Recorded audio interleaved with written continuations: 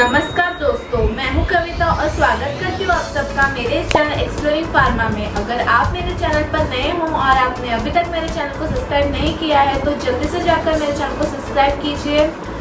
यहाँ पर मेरे चैनल का लोगो होगा, आप उस पर क्लिक करके मेरे चैनल को सब्सक्राइब कर सकते हैं। बात करते हैं आज की वीडियो के बारे में। तो आज की वीडियो है कोरोना वायरस के वेरिएंट्स के ऊपर। तो वेरिएंट्स मतलब क्या होता है? वेरिएंट्स यानी कि अलग अलग या डिफरेंट आप बोल सकते हो। तो कोरोना वायरस वेरिएंट्स यानी कि कोरोना वायरस से डेवलप हुए different types of corona virus. आप ऐसे समझिए कि कोरोना वायरस एक ट्री है, ओके। ये ट्री जब ग्रो होता है या कोई भी ट्री जब ग्रो होता है तो उसके जब ब्रांचेस निकलते हैं तो सब ब्रांचेस एक जैसे होते हैं? नहीं, सारे के सारे ब्रांचेस अलग अलग होते हैं, डिफरेंट टाइप्स के। तो अगर ये ट्री एक कोरोना वायरस है और अगर वो ग्रो हो रहा है और आप उसके ट्री के ब्रांचेस से कंपेयर करो तो कोरोना वायरस जब आगे चलकर ग्रो होगा तो उसके ब्रांचेस भी डिफरेंट होंगे। ये ब्रांचेस होते हैं कोरोना वायरस के वेरिएंट्स, यानी कि कोरोना वायरस से ही डेवलप हुए हैं पर वो डिफरेंट टाइप्स के हैं। फॉर एग्जाम्पल आप इंसानों की ही बात कर लो, हम हैं तो इंसान, पर इंसान बहुत अलग अलग टाइप्स के होते हैं, ओके। तो अब हम देखेंगे कि कोरोना वायरस के वेरिएंट्स बनते क्यों है या ये कैसे बनते हैं। तो जो ओरिजिनल कोरोना वायरस था वो वुहान चाइना में फर्स्ट टाइम डिस्कवर हुआ था। वो फ्रेश न्यूली डिस्कवर्ड था, ओरिजिनल कोरोना वायरस था। पर अगर आप उस टाइम के कोरोना वायरस को आप आज के कोरोना वायरस यानी कि 2021 कोरोना वायरस से कंपेयर करोगे तो क्या वो कोरोना वायरस एक जैसे होंगे? नहीं। तो कोरोना वायरस जो आज के टाइम पे है वो कोरोना वायरस बहुत ज्यादा डेंजरस है, वो उस ओरिजिनल कोरोना वायरस से। तो आज का कोरोना वायरस भी उस कोरोना वायरस का एक वेरिएंट ही है। कोरोना वायरस का वेरिएंट बनता है एक प्रोसेस के थ्रू जिसको हम म्यूटेशन कहते हैं। तो म्यूटेशन क्या होता है? जैसे कि हमको पता है कि कोरोना वायरस में आरएनए जीन प्रेजेंट होता है, जीन में बेस पेयर्स प्रेजेंट होते हैं। अगर इस बेस पेयर में कोई भी चेंज आया, अल्टरेशन आया, आप बोल सकते हो सडन चेंज, तो तब म्यूटेशन होता है। इस म्यूटेशन में कोरोना वायरस चेंज हो जाता है, ठीक है। कोरोना वायरस की प्रॉपर्टीज चेंज हो जाती है क्योंकि हमको पता है हमारा जीन ही इम्पोर्टेंट होता है, उसमें बहुत सारे इंस्ट्रक्शंस होती है। उस जीन को पता होता है कि वो कोरोना वायरस कैसे बनेगा, नया कोरोना वायरस कैसे बनेगा या नया कोरोना वायरस कैसे बनाना चाहिए।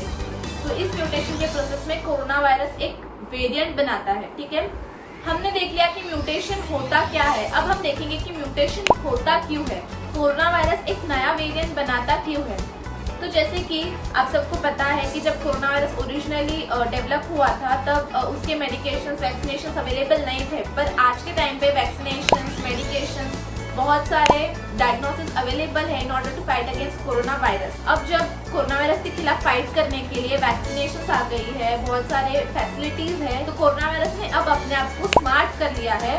कोरोना वायरस ने अपने आप को डेवलप कर लिया है, यानी कि कोरोना वायरस को पता है कि फॉर एग्जांपल जैसे कि मैंने मेरे पहले वीडियो में बताया है कि कोरोना वायरस पे स्पाइक प्रोटीन्स प्रेजेंट होते हैं। ये स्पाइक प्रोटीन जाकर ह्यूमन सेल के ACE2 रिसेप्टर से जाकर बाइंड हो जाते हैं। जब बाइंड होंगे तब ये स्पाइक प्रोटीन हेल्प करेगा उस कोरोना वायरस को उस सेल में पेनिट्रेट करने के लिए या एंटर करने के लिए। और कोई भी वायरस का बेसिक एम ये होता है कि वो उस ह्यूमन बॉडी को यूज करके अपने आप को मल्टीप्लाई करे, 1 का 2, 2 का 3 बनाकर अपने आप को रेप्लिकेट करे या मल्टीप्लाई करे।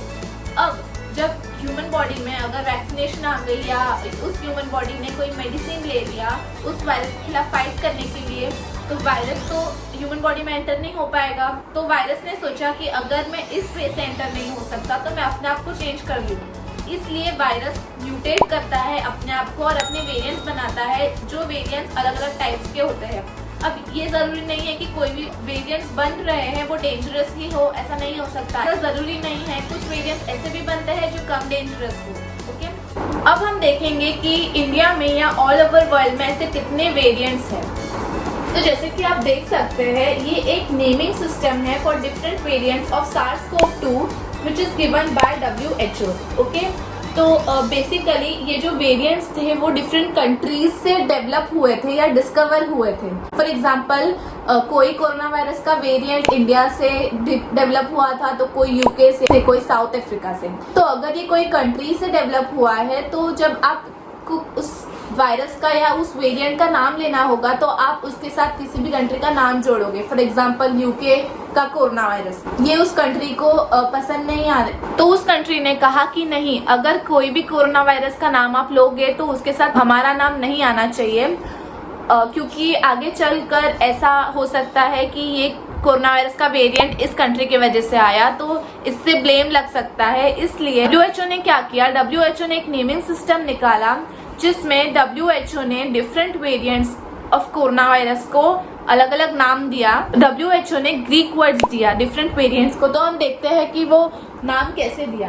तो यहाँ पर आप देख सकते हो कि एक पैंगो लीनिएज लिखा हुआ है। ये जो पैंगो लीनिएज होता है, ये एक नेमिंग सिस्टम होती है जो वायरस को दिया जाता है। फॉर एग्जाम्पल इंसानों को भी नाम दिए जाते हैं डिफरेंट अलग अलग नाम, ताकि उनकी पहचान हो सके। उसी तरह वायरस को भी डिफरेंट नेमिंग सिस्टम से नाम दिया जाता है ताकि आप पहचान सको कि ये कौन सा वायरस है। उसको पैंगो लीनिएज कहते हैं।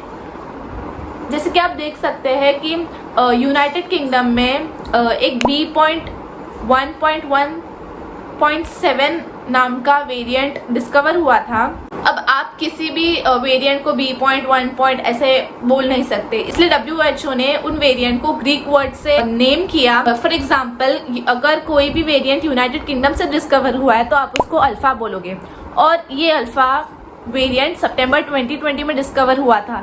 वैसे ही जो वेरिएंट साउथ अफ्रीका से डिस्कवर हुआ है उसको आप बीटा कहोगे। जो वेरिएंट ब्राज़ील में डिस्कवर हुआ है उसको गैमा। और इंडिया में बेसिकली 2 वेरिएंट डिस्कवर हुए, one is delta and the other is kappa. ये 2 कोरोना वायरस के वेरिएंट इंडिया में देखने को मिले गए।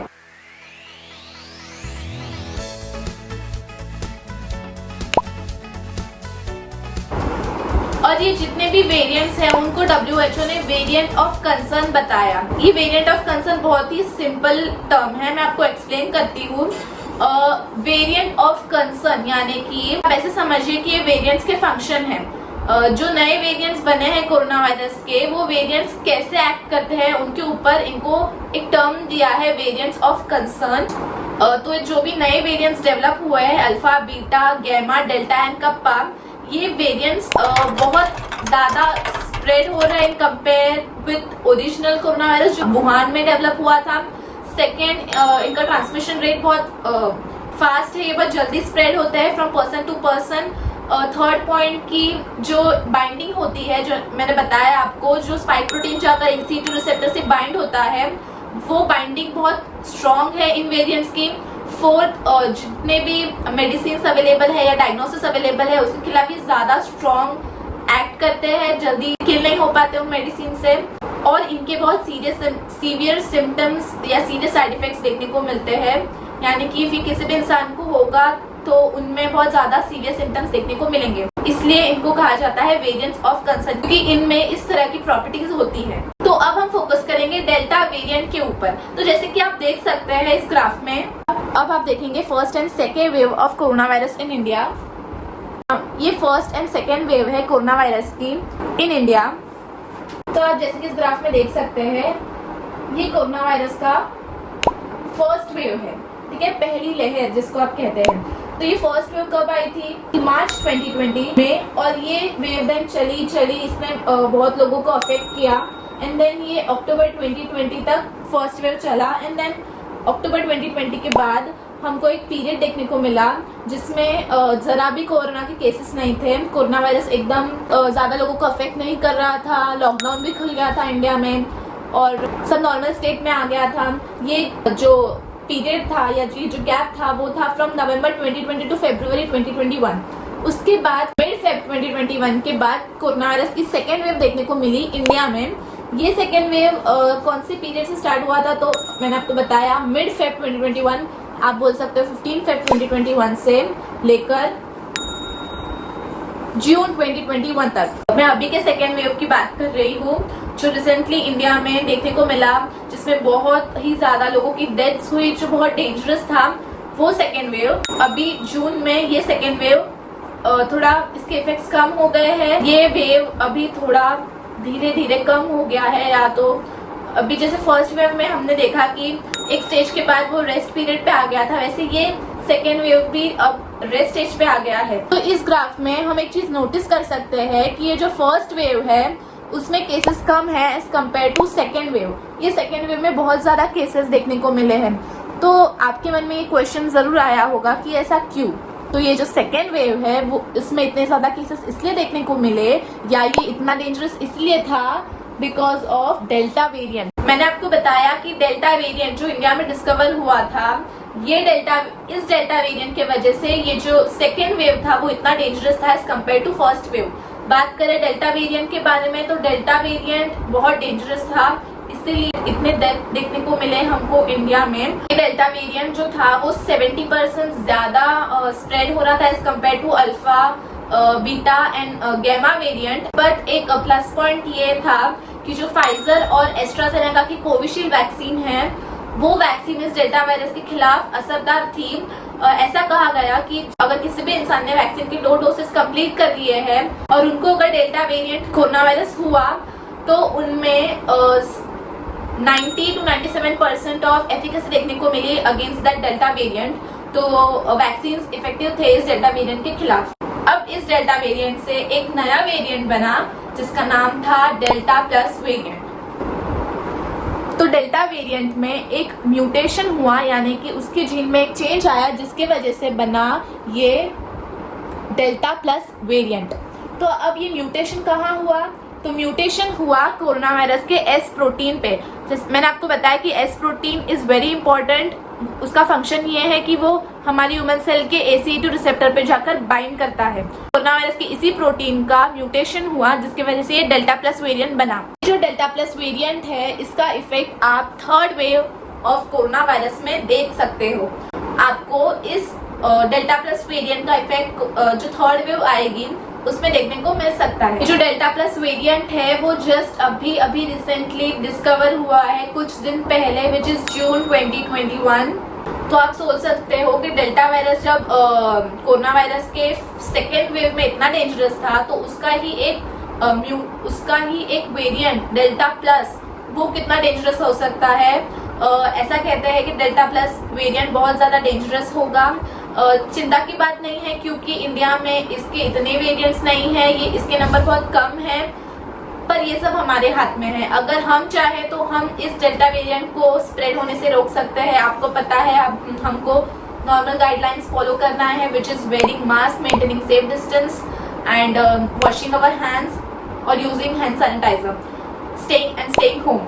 सो अगर हम इन गाइडलाइंस को फॉलो करें तो हम प्रिवेंट कर सकते हैं इस डेल्टा प्लस वेरिएंट को स्प्रेड होने में और उसके डेंजरस इफेक्ट्स हमको नहीं देखने को मिलेंगे। और इंडिया में एक रिसेंटली एक ट्रीटमेंट को अप्रूवल मिली which is monoclonal antibody cocktail treatment. एक ऐसा ट्रीटमेंट है जिसमें 2 ड्रग यूज करते हैं जिनका नाम है कैसिरिविमैब एंड इंडिविमैब। ये 2 ड्रग है जो इम्यूनोग्लोबुलिन प्रोटीन है, बेसिकली इम्यूनोग्लोबुलिन एंटीबॉडी होता है। ट्रीटमेंट कोविड पेशेंट्स को दिया जाता है जिसकी वजह से कोविड पेशेंट्स को हेल्प हो सके to fight with corona virus. ये डेल्टा प्लस वेरिएंट उस ट्रीटमेंट को रेजिस्ट करता है, यानी कि डेल्टा प्लस वेरिएंट में इतनी एबिलिटी है कि ये ट्रीटमेंट उस डेल्टा प्लस वेरिएंट को किल नहीं कर सकता। तो आप समझ सकते हो कि डेल्टा प्लस वेरिएंट कितना डेंजरस है। अब मैं बात करूँ थर्ड वेव के बारे में तो अभी तक पता नहीं है कि जब थर्ड वेव आएगी कोरोना वायरस की तो ये डेल्टा प्लस वेरिएंट डेंजरस भी हो सकता है नहीं, और ऐसा भी हो सकता है कि थर्ड वेव एकदम कम लोगों में देखने को मिले या उसका जो वेव है compare to first wave and second wave उससे भी कम हो। अगर मैं बात करूँ इसके प्रिवेंशन के बारे में कि इससे कैसे बचा जा सकता है तो ऐसा कहा जा रहा है कि अगर आप वैक्सीनेशन के 2 डोसेस ले लोगे तो आप में उतनी एबिलिटी आ जाएगी या उतने एंटीबॉडीज प्रोड्यूस हो जाएंगे कि आप किसी भी कोरोना वायरस के वेरिएंट के खिलाफ आपकी बॉडी में कुछ तो एंटीबॉडी प्रोड्यूस हो जाएंगे कि आप उस वेरिएंट के खिलाफ लड़ सको। तो मेन एम ये होगा कि आपको अपने आप को वैक्सीनेट करना होगा टिल नवंबर 2021। अगर तब तक आप अपने आप को वैक्सीनेट कर लेते हो तो you can prevent against this variant delta plus और any kind of variant. Basically आपको अपने आप को वैक्सीनेट करना है और वही गाइडलाइंस फॉलो करना है। अभी जाने के बाद अभी सेकेंड वेव खत्म हो रही है तो लॉकडाउन खुल सकता है, सब नॉर्मल स्टेट में आ सकता है, पर आपको ये नहीं भूलना है कि कोरोना वायरस गया नहीं है। आपको गाइडलाइंस फॉलो करनी है, अपने आप का ध्यान रखना है और कोरोना वायरस स्प्रेड करने से रोकना है। अगर आपको आज की वीडियो अच्छी लगी होगी तो लाइक, शेयर, कमेंट करना मत भूलना, share with others and do subscribe to my channel. Thank you.